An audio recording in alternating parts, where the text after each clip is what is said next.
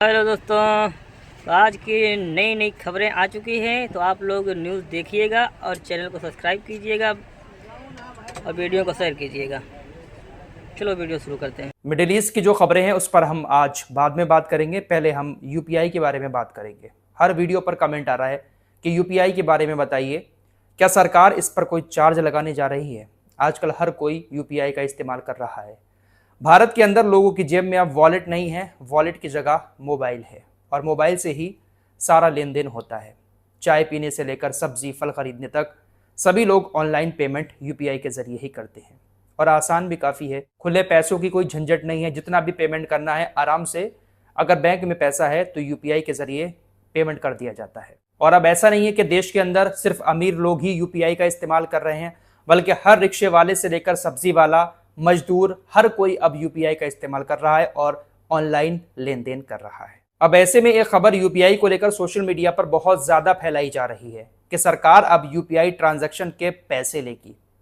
अगर आप किसी को पेमेंट भेजेंगे यूपीआई के जरिए तो आपको एक्स्ट्रा चार्ज देना पड़ेगा, या आप किसी से पेमेंट लेंगे तब भी आपको एक्स्ट्रा चार्ज बैंक को, सरकार को देना पड़ेगा। सरकार ऐसा कानून लेकर आ रही है। क्या वाकई में यह सच है? क्या है इस कानून की हकीकत और क्या है यूपीआई का नया कानून? इसको बहुत आसान भाषा में आपको बताने की कोशिश करूंगा। दरअसल सरकार की तरफ से एक ड्राफ्ट बिल तैयार किया गया है। अभी कानून लागू नहीं हुआ है। इस ड्राफ्ट बिल को राज्यसभा में पेश किया जाएगा, वहां पर पास होगा। उसके बाद लोकसभा में पेश किया जाएगा, वहां पर पास होगा। फिर राष्ट्रपति के सिग्नेचर होंगे। उसके बाद यह कानून देश के अंदर बन जाएगा। कानून बनने के बाद एनसीपीआई इस कानून की नियम शर्तें लागू करेगी, लेकिन यह फ्यूचर का मामला है। हो सकता है कि 6 महीने लग जाएं, हो सकता है कि 1 साल भी लग जाए। सरकार यूपीआई को लेकर जो बिल लेकर आई है उसका नाम रखा गया है taxation and other laws bill. अभी सरकार ने यह सिर्फ ड्राफ्ट बिल तैयार किया है। अगर यह कानून पास हो जाता है तो उसके बाद एनसीपीआई, जिसके अंडर में यूपीआई आता है, वो नियम शर्तें लागू करेगी। और ये नियम शर्तें आम लोगों पर लागू नहीं होंगी, बल्कि जो बड़े व्यापारी हैं उनके ऊपर लागू होंगी। भारत के जो आम लोग यूपीआई का इस्तेमाल करके पैसा इधर उधर करते हैं, सब्जी वाले को, चाय वाले को, फल वाले को पैसा देते हैं, किसी का भी कोई एक्स्ट्रा चार्ज ना तो अभी जा रहा है और ना ही फ्यूचर में जाएगा। यह कानून लागू हो भी जाता है, उसके बावजूद भी आम लोगों की जेब पर किसी तरह का कोई एक्स्ट्रा चार्ज नहीं डाला जाएगा। इस कानून के बनने के बाद एनसीपीआई सिर्फ बड़े दुकानदारों, बिजनेसमैनों के ऊपर इस कानून को लागू करेगा। जैसे फ्लिपकार्ट है, अमेजॉन है, या किसी आप शॉपिंग मॉल में शॉपिंग करने जाते हैं, वो भी एक बड़ा व्यापारी है। इन तमाम लोगों के ऊपर यूपीआई का यह नया कानून लागू किया जाएगा। अभी कहीं पर भी लागू नहीं हुआ है। जब यह कानून बना, फ्यूचर में यह कानून ऐसे बड़े व्यापारियों के ऊपर लागू किया जाएगा। अगर कोई आम आदमी इनको कोई पेमेंट देगा तो एनसीपीआई 0.5% से लेकर 1% चार्ज इन लोगों से ले सकती है। आम इंसान से, कस्टमर की बैंक से एक भी रुपए का एक्स्ट्रा चार्ज नहीं लिया जाएगा। अगर हम किसी को 100 रुपए भेज रहे हैं तो हमारी बैंक से 100 रुपए का ही ट्रांजैक्शन होगा। लेकिन रिसीव करने वाले जो व्यापारी होंगे उनसे एनसीपीआई 1-2% का चार्ज ले सकती है। हमने अगर अमेजॉन, फ्लिपकार्ट या किसी और वेबसाइट से, किसी बड़े शॉपिंग मॉल से जो पेमेंट किया है उतना ही हमारी बैंक से कटेगा, लेकिन हमने जिसको किया है उसके अकाउंट से 1-2% चार्ज एनसीपीआई लेगा इस कानून के बनने के बाद। अभी फिलहाल सब कुछ फ्री है, किसी से ना तो रिसीव करने के लिए पैसे लिए जा रहे हैं और ना ही ट्रांजैक्शन करने के लिए। वित्त मंत्री निर्मला सीतारमण कह चुकी हैं कि यूपीआई फ्री था, फ्री है और फ्री रहेगा। कस्टमर से यूपीआई ट्रांजैक्शन के बदले 1 रुपए का भी एक्स्ट्रा चार्ज नहीं लिया जाएगा। यह सिर्फ बड़े व्यापारियों के ऊपर लागू होगा। जो छोटे दुकानदार हैं, फल वाले हैं, किराना शॉप वाले हैं या छोटी मोटी कोई और बिजनेस करते हैं, वो लोग इस कानून के दायरे में नहीं आएंगे। जो बहुत बड़े व्यापारी हैं, अरबों खरबों का टर्नओवर है जिनका, उनके ऊपर यह कानून फ्यूचर में लागू हो सकता है। तो घबराने की जरूरत नहीं है। आप जैसे अभी तक यूपीआई पेमेंट कर रहे थे, करते रहें। आपकी बैंक से 1 रुपए का भी एक्स्ट्रा चार्ज नहीं जाएगा। अगर आपको 500 रुपए कहीं भेजने हैं तो 500 रुपए ही जाएंगे।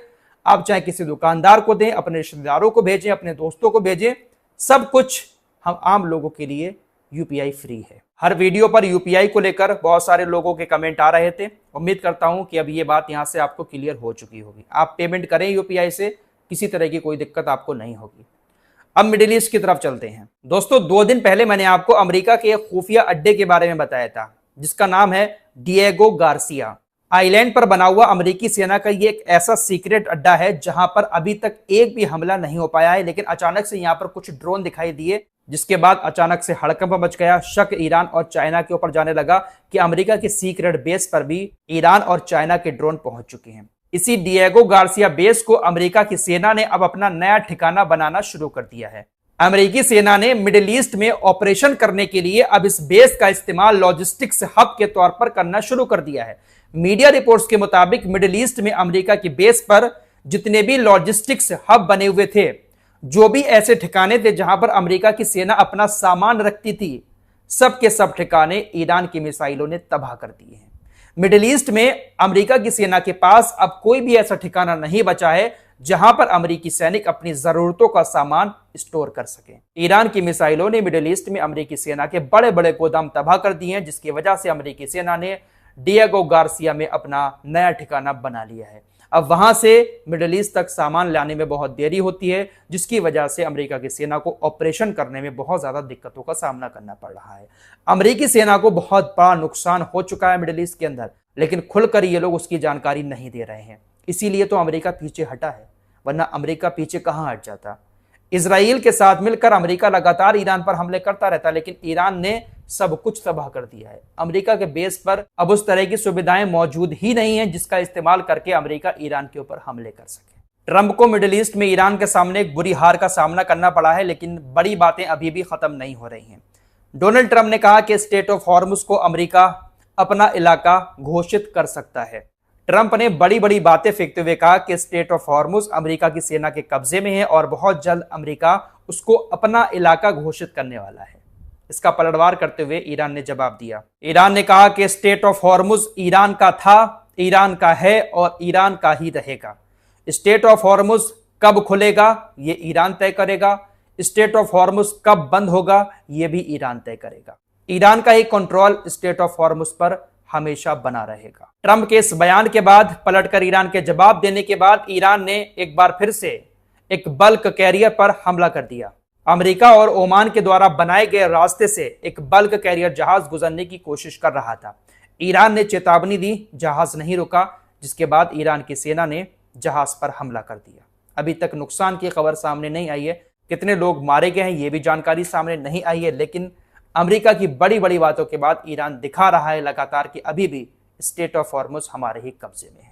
फिलहाल कुल मिलाकर अमेरिका के बस में सिर्फ इतना है कि मिडिल ईस्ट में अब सिर्फ वो छोटे मोटे पंगे करता रहेगा। बड़े हमले करके ईरान को शायद अमेरिका अब नहीं दबा पाएगा। इस रिपोर्ट में इतना ही। कुछ और खबरों के साथ फिर हाजिर होंगे। अपना ख्याल रखिएगा। अल्लाह।